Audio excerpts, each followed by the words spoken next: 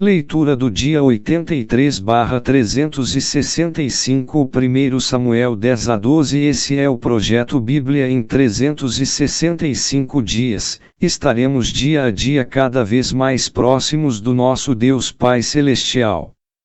Referência à leitura do dia 24 de março de 2023 do Plano Anual. 1 Samuel 10. Quando o rei israelita tomava posse, ele não era apenas coroado, mas ungido. A coroação era o ato político de estabelecer o rei como governador, a unção era o ato religioso de fazer do rei o representante de Deus para o povo.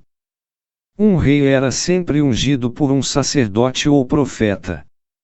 O óleo especial da unção era uma mistura de óleo de oliva, mirra e outras especiarias. Era despejado sobre a cabeça do rei para simbolizar a presença e o poder do Espírito Santo em sua vida. Esta cerimônia tinha a finalidade de lembrar o rei sobre a sua grande responsabilidade de governar o povo através da sabedoria de Deus, e não da sua. Como entender que Saul era cheio do Espírito Santo e ainda assim cometeu atos tão malignos? Ao longo do Antigo Testamento, o Espírito de Deus vinha sobre uma pessoa temporariamente para que o Senhor pudesse usá-la em seus grandes atos. Isto acontecia frequentemente aos juízes de Israel quando eram chamados por Deus para libertar a nação. Esta não era uma influência permanente, constante, mas algumas vezes uma manifestação temporária. Porém, às vezes, no Antigo Testamento, o Espírito Santo até mesmo vinha sobre pessoas incrédulas para habilitá-las a realizar tarefas incomuns. Ele dava à pessoa o poder para fazer o que Deus pedia, mas nem sempre produzia algo do fruto do Espírito, tal como o autocontrole. Saul, em seus primeiros anos como rei, era uma pessoa diferente como resultado do trabalho do Espírito Santo nele. Mas o seu orgulho crescia na mesma medida de seu poder. Após algum tempo, ele se recusou a buscar a Deus, então o Espírito Santo o deixou. Profeta é alguém que transmite a mensagem de Deus. Enquanto o Senhor mandou que muitos profetizassem certos eventos, o que Deus mais queria era que eles instruíssem e inspirassem o povo para viver fielmente ao Senhor. Ao ouvirem as inspiradas palavras de Saul, seus amigos exclamarão: "Está também Saul entre os profetas?" Esta era uma expressão de surpresa pelo fato de um mundano ter se tornado religioso. Seria equivalente a: o quê? Ele se converteu. O verdadeiro rei de Israel era Deus, mas a nação pediu outro. Imagine querer um ser humano ao invés do próprio Senhor como guia e líder. Ao longo da história, homens e mulheres têm rejeitado a Deus, e eles ainda fazem isso hoje. Você tem rejeitado a Deus ao colocá-lo de lado e reconhecido alguém ou qualquer outra coisa como seu rei ou prioridade. Aprenda com estas histórias dos reis de Israel e jamais despreze o Senhor. Os israelitas, para escolherem seu primeiro rei, lançaram sortes ou usaram o Urim e o Tumim, duas pedras utilizadas pelo sumo sacerdote em sua veste sacerdotal. O fato de Saul ter sido escolhido dá a entender que houve sorte, mas aconteceu exatamente o contrário. Deus instruíra os israelitas a fazer o Urim e Tumim com o propósito específico de consultá-lo em momentos como este. Ao usar estas pedras, os israelitas transferiam a decisão de suas próprias mãos e entregavam-na a Deus. Apenas o sumo sacerdote podia usar o Urim e Tumim, que eram designados a dar apenas sim ou não como resposta.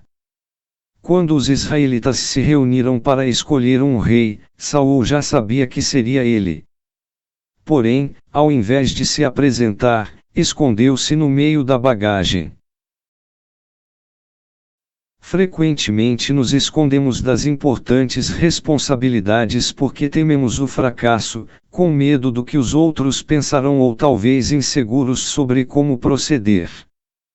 Prepare-se agora para assumir seus futuros compromissos. Conte com a provisão de Deus ao invés de seus sentimentos de adequação. Os reis de Israel, diferente dos monarcas das outras nações, tinham regulamentos específicos. Os reis pagãos eram considerados deuses, eles faziam suas próprias leis e não davam satisfação a ninguém. Em contraste, o monarca de Israel tinha que responder a uma autoridade superior, o Senhor do céu e da terra. Os israelitas agora tinham um rei como todos os outros, assim como haviam pedido. Mas Samuel, em sua responsabilidade para ambos, o monarca e o povo, queria ter certeza de que as normas do rei de Israel seriam diferentes das dos monarcas pagãos. Pôs perante o Senhor significa que Samuel colocou o rolo de papel, como testemunha para o acordo, em um lugar especial em Mispa. Alguns homens tornarão-se companheiros constantes de Saul, enquanto outros o desprezarão. A crítica sempre será dirigida àqueles que estão no comando, porque estão em evidência. Neste momento, o rei não percebeu os que pareciam ser contra ele, embora mais tarde viesse a ficar consumido pelo ciúme. Ao liderar, ouça as críticas construtivas, mas não desperdice tempo e energia valiosos preocupado com aqueles que se opõem a você. Ao invés disso, volte a sua atenção para os que estão prontos e dispostos a ajudar. 1 Samuel 11. Neste momento, Israel estava muito suscetível à invasão, sempre atacado por tribos saqueadoras como a dos Amonitas a leste do no Jordão. A liderança de Saul na batalha contra este povo bélico ajudou a unificar a nação e provou que ela merecia um governante militar. O reinado de Saul foi solidificado quando ele salvou os israelitas da desgraça e poupou o povo que o criticara. Porque Naas daria o prazo de 7 dias, a fim de que a cidade de Jabes de Gileade encontrasse um exército para ajudá-los. Porque Israel ainda estava desorganizado, afirmava que ninguém viria socorrê-la. Ele desejava tomar a cidade sem luta e evitar uma batalha. Provavelmente não estava preparado para conquistá-la, pois um ataque contra seus muros poderia durar semanas ou meses. A ira é uma emoção poderosa. Ela pode com frequência conduzir o povo a ferir os outros com palavras ou violência física. Mas a raiva pelo pecado e pelos maus tratos ao povo não é errada. Saul ficou furioso pela ameaça dos amonitas de humilhar e maltratar os israelitas. O Espírito Santo usou a ira do rei de Israel para trazer justiça e liberdade. Quando a injustiça ou pecado o deixar furioso, pergunte a Deus como você pode canalizar esta ira de forma construtiva para provocar uma mudança positiva. Judá, uma das 12 tribos de Israel, é frequentemente mencionada separadamente das outras 11. Existem vários motivos para isto. Ela era a maior e da qual viria o maior número dos reis. Mais tarde Judá viria a ser uma das poucas tribos a voltar para Deus após 70 anos de exílio debaixo de um governo estrangeiro. Ela seria também a tribo através da qual viria o Messias. Saul foi ungido rei por Samuel em Ramá, foi escolhido publicamente em Mispa, sua vitória sobre os amonitas consolidou seu reinado na mente do povo, neste momento, todos confirmaram o seu reinado. Saul derrota os amonitas. Os amonitas haviam se preparado para atacar Jabes de Gileade. O povo de Jabes enviou mensageiros a Saul em Gibeá pedindo ajuda. Saul mobilizou um exército em Bezeque e então atacou os amonitas.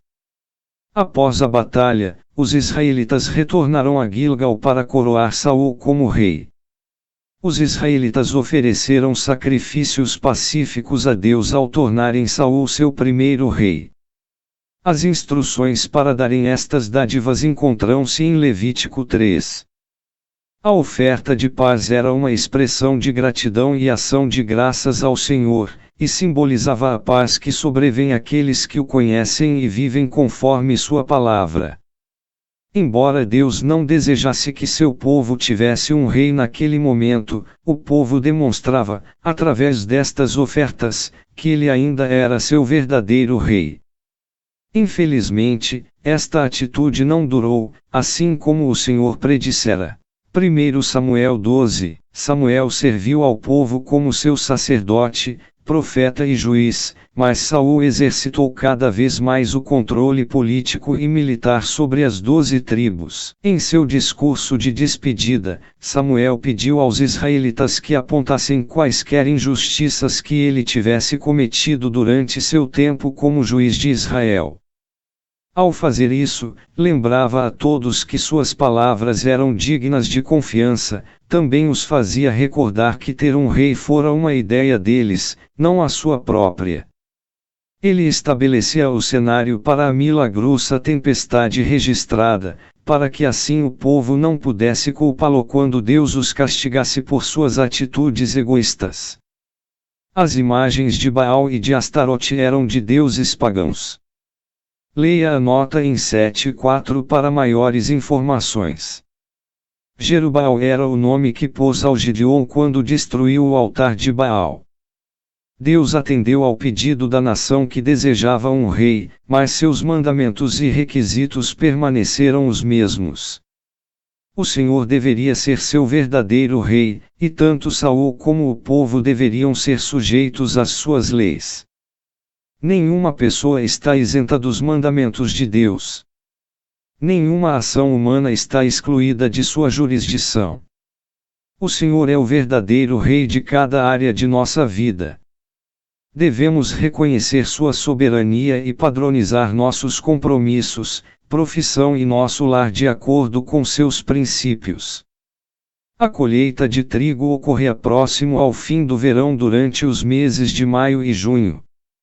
Devido à escassez de chuva neste período, um grande temporal era considerado um evento milagroso. Porém, não configurava um fato benéfico, porque a água danificava a colheita e fazia com que ela apodrecesse rapidamente.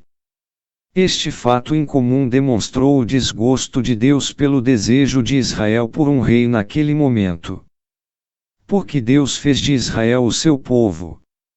O Senhor não os escolheu por méritos próprios, mas para que se tornassem seu canal de bênção para todos os povos através do Messias.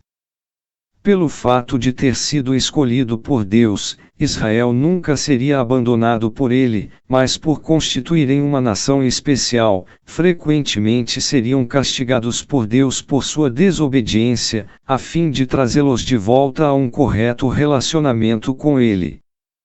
Será que é pecado deixarmos de orar uns pelos outros? As palavras de Samuel indicam que sim. Suas atitudes ilustram duas das responsabilidades do povo de Deus. 1. Deveriam orar de forma consistente uns pelos outros, e 2. Deveriam ensinar aos outros o caminho certo para chegar a Deus. Samuel discordava do pedido dos israelitas por um rei, mas assegurou-lhes que continuaria a orar por eles e ensiná-los. Podemos discordar das pessoas, mas não devemos parar de orar por elas. Esta é a segunda vez neste discurso de despedida que Samuel lembrava ao povo que reservasse tempo e considerasse quão grandes coisas Deus fizera por ele. Designar tempo para reflexão nos permite voltar nossa atenção para a bondade e fortalecer a nossa fé. Às vezes, preocupamo-nos tanto com o progresso e com o futuro que falhamos em reservar tempo para relembrarmos tudo o que Deus fez por nós. Lembre-se do que o Senhor tem feito por você para que seu coração possa estar sempre cheio de gratidão.